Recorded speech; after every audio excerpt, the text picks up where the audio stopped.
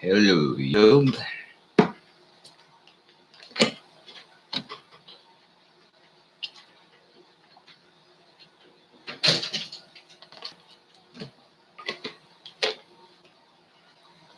Let's try this again. This is going to be a video on something I saw from Secular Talk, and I'm going to talk about multiple things. What I'm going to start with is and here comes the pop-ups. Yep, fuck my life.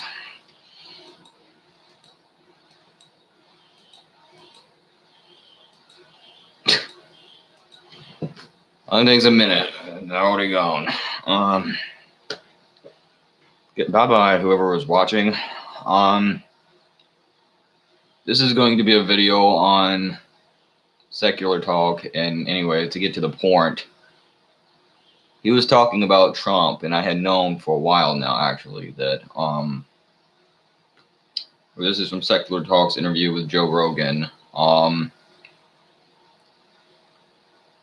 he was talking about Trump, and I knew for a while that he had moved some of the troops from Syria into Afghanistan, but now he's also saying, from what I understand, he moved some into northern Iraq, and he's even said pretty much that we're going to be doing all the things we were doing in Syria from northern Iraq. So not only have we put troops in Syria, we've simply put more in Iraq as well.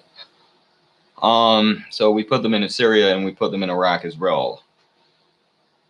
Should be interesting to see how long this one sticks around. Hello, person. Anyways, I gave Trump a lot of credit for getting the troops out of Syria. Looks like I might have been wrong. I don't know how many, or if he's gotten any out of the war, or if he's just moving them all around the map like a giant game of chess. But the point is, and I'm not a very funny person, so, you know, excuse the bad jokes. But anyways, the thing is, this goes back to Republican doublespeak, and it's not just Trump; it's all of them. And you would be surprised to note that even in spite of all that was wrong with George W. Bush, when he ran for president in 2000, even, you know, the 3 strikes you're outlaw and a lot of the shit that I didn't like about him, just to support the death penalty, his textbook Republican agenda. In spite of all of that, he was supposedly a non-interventionist in foreign policy. That was the way he ran, from what I understand, in 2000. But of course, he went on to be the most war-hungry, warlike president we have ever seen in American history. And oddly enough, I don't even know how he got elected, because one thing I will say about Bush is the longer he was in office, you know, he became more likable in terms of if you didn't know anything about him. When he first ran in 2000, he came across as like a complete asshole, in my opinion. Like he acted like a dick, you know, like at least after he was in there for a while, he was almost cute, I don't know. Anyways, the point is, they do doublespeak. They say we're going to take the troops out of these wars. We're non-interventionalists. And they even, a lot of the ones, like even Bush did the Ron Paul shuffle. And I'm sure Ron Paul is anti-war. I'm not saying he isn't. Probably his son probably is even. I'm just saying that they'll say shit like that, and then they go and do all these wars. And Trump is saying one thing, and then he does something else. And I don't want to bring gender into this, but I mean, it's the same thing with the entire men's rights activism thing, because they would say shit like feminists hate you and feminists don't like men, and they're probably right about that. I'm not saying they're not, but it would always be like, you know, we support men, and we support the patriarchy, and we want to get the family back together. We want to, damn. They would say shit like, you know, they want to get the family back together. And even like Candace Owens, I remember her, she was saying there for a little while, talking a little while there about men's issues and women have to support men, or we have to support our men, or something like that. And she would talk about, I think it was male suicide was one of the issues, or she was talking about different issues. I can guarantee you it was not circumcision, even though that is the most obvious male human rights infringement, and even though that is the thing that affects men and affects children too, that no one wants to talk about, Republicans see that as almost sacrilege if you say anything bad about genital mutilation. But she was talking about male issues, Do you hear her talk about that anymore? Does anyone talk about that anymore? No. So the point that I'm making is this: they will talk a lot, and they talk a big game, and every once in a while they might even throw you a bone with a little bit of meat on it. But at the end of the damn day, you would be a lot better off if if you just fucking voted for the Democrats. Because yeah, we've had some crooks, and some of them are crooked as shit. And I sure as hell wouldn't vote for someone like Hillary Clinton. But honestly, in all honesty speaking, the Republicans aren't going to help you. When they talk about things like patriarchy and traditional values, do you not realize you would probably be worse off in a patriarchy than you are in this country? In a lot of ways, we are a patriarchy, but you would still be worse off in a full-blown patriarchy than this country, because just because it's a patriarchy and men hear that and they think, oh, men run things, so it must be great. Yeah, they're going to help us. No, they're going to fuck you over worse than anyone. Patriarchy is not good for men or women, because they're not going to help you. That's because they don't help the women, and they are planning on fucking over the women, and they do. They're not going to help you. And then they even, like now, right now, they even come out and make fun of men. They're making fun of male cancer patients. They're trying to tell you when to jerk off. They're saying men are losers. They make fun of incels. They're trying to tell you should have sex more. And then when you try to have sex, they call you a pervert. They do everything in the world, but just fucking straight up spit in your face. And then goddamn, you go and vote for them. That's fucking stupid. They don't like gay men. They don't like transgender people going either way, from male to female or female to male. They don't like them. They hate drag queens. They hate they talk shit about male children. They hate men. And don't get me wrong, they hate the women too. They hate the country's women too. They don't like the women either. They want to tell them when they can't have a damn abortion, and they want to tie them to an oven and make them make sandwiches all day. They hate them too, but they hate you even more. And they just want to use you and exploit you, and they trick you. And then once you vote for them, they fuck you over and the hell with you. That's what a fucking Republican does. It's a fucking doublespeak. And I'm not even sure if I said that completely correct, but when you're thinking, they say, I'm not even sure I named this correctly, but when they say patriarchy and you think patriarchy means pro-male, you don't understand what the fuck they really mean, because that's not what they're talking about. So they're not going to help you. They're just going to hurt women. That's all they want to do.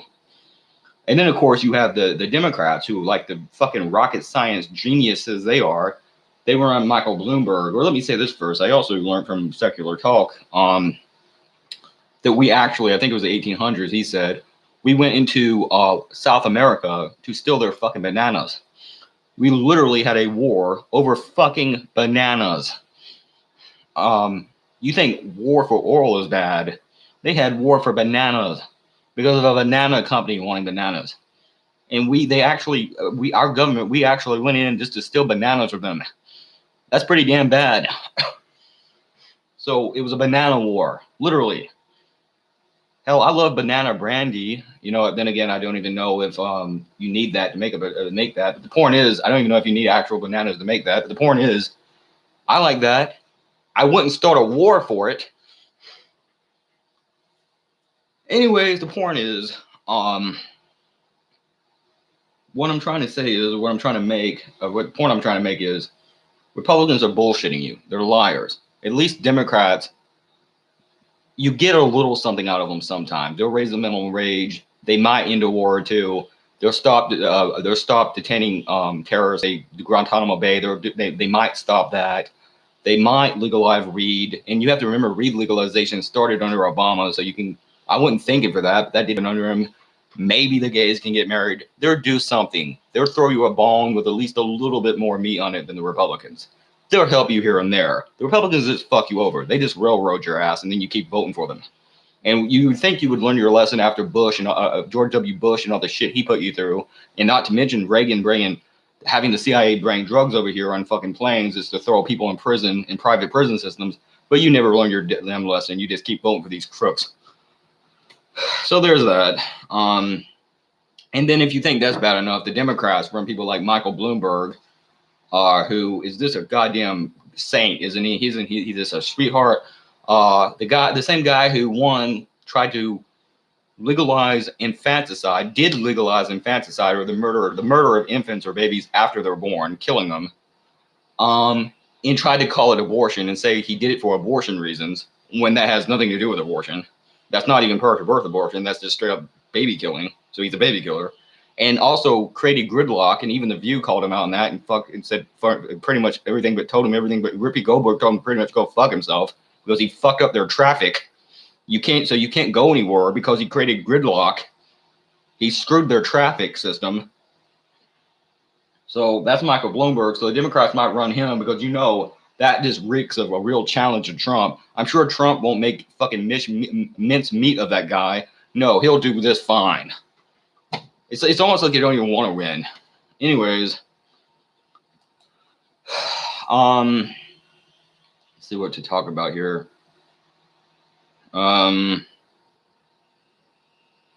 Julian Assange, the whistleblower, is the guy who told you about shit they were doing that fucked you over. He could die in prison, and he was supposedly released on the 22nd because he was currently serving his sentence in Europe, at least, I guess Russia, England, wherever, because for skipping out on bail or for some kind of bail infringement. But the thing is, they want to keep him now because of a corrupt British judge in England. So good going, England, for being America's bitch. Anyways, they want to keep him there until he's extradited to this country, where we plan on putting him in prison for 175 years. And they're going to put him in there. And I say plan because it doesn't matter whether he's guilty or not, for whatever. They're going to put him in there because that's what the government wants. And the government's a corrupt hellhole, a corrupt fucking bunch of assholes, and they're going to get what they want. So they want to put Julian Assange in prison for 175 years. So he'll be dead. I'll be dead. If there's any children that somehow watch this, you'll be dead. We'll all be dead by 175 years from now. So he will long be dead in prison. And knowing them, they'll probably leave him in a dungeon to rot. And supposedly a doctor is saying, an expert on people in prison are saying he may be in danger of dying way before then, as in very soon. Very soon, possibly before, or probably before he's even expedited to America. Why, you ask? Well, simply because he's essentially not being treated properly, and his conditions he's living in is subject to health risk, and he could die. And that also raises giant issues that Democrats have tried to raise before that the Republicans strike down, don't even want to listen to because they're fascist. But that's the same issue with solitary confinement that they put people in prison, and how brutal that is. And they essentially can kill you in a solitary confinement. It's illegal to put people in solitary confinement, and there's not enough regulating of that or regulations around or of solitary confinement. So that's something to worry about. But anyways, there's that.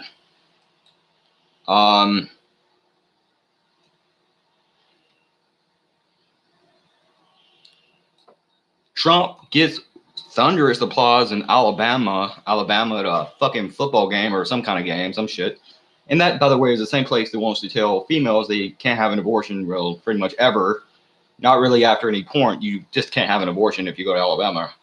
It's pretty much illegal even for victims of incest, and it's also illegal for women to have an abortion if they're raped. And it's also the same place, contrastly and almost oddly, that thinks castration is a acceptable punishment. Now, regardless of what you think of these people, castrating perverts, I don't know about that. And I've talked about this before, and I don't want to go into detail, but I'm sure there's a better way of punishing them. For fuck's sake, if they're that bad, the death penalty would probably be better, honestly. And then again, I think it's chemical castration, so maybe I'm wrong, but I'm telling you now, if it's not already that, it will be. And they're also going to include teenagers who are 18 or over that had sex with a teenager maybe a couple of years younger than them, and you're going to have that big problem, so they're going to be doing that to them. And it's a big fucking mess, and it's just one more knots in our belt as far as our obsession with genital mutilation. And there's lots of different types of genital mutilation that we have a incredible fascination with, not counting breast implants and piercing girls' ears, obviously, but we have a massive fucking obsession with genital mutilation, circumcision of infants, sex changes for transgender people, including some transgender people that have regretted it later on, labiaplasty for some females who feel pressure to get that. We love to mutilate people's genitals, is my point, and that's just another excuse. So for what it's worth, I wouldn't be too fucking proud of getting an applause in a shithole like Alabama, but that's just me. I'm just for chicken hunting. Let's put it that way. Lower and middle class, and this is Infowars. A lot of this news is from Infowars.com, by the way, the Republican website that also mocked cancer patients. Need I remind you? Anyways, they're also admitting that the 1%, the top 1% in America, in Trump's America, now has as much, if not more wealth, and I think as much wealth, but either way, is the top lower class, that is poor people, and the middle class, including I guess the upper middle class, combined. So the poor and the middle class combined have as much wealth as the top 1%, who by the way are still getting tax breaks and increased tax breaks under Trump, and they're not paying taxes, and they were no longer even in the past paying proportionally the amount of taxes they should be paying compared to the amount proportionally of taxes or of the amount of income or the amount of their check that the poor were paying. So the poor and the lower class were already paying massively more taxes. The middle class, basically, primarily the middle class, whatever the fuck is left of it, left of that fucking disaster, they're paying massively more taxes even now, and have been even under Obama, than the fucking top 1% of the country. And under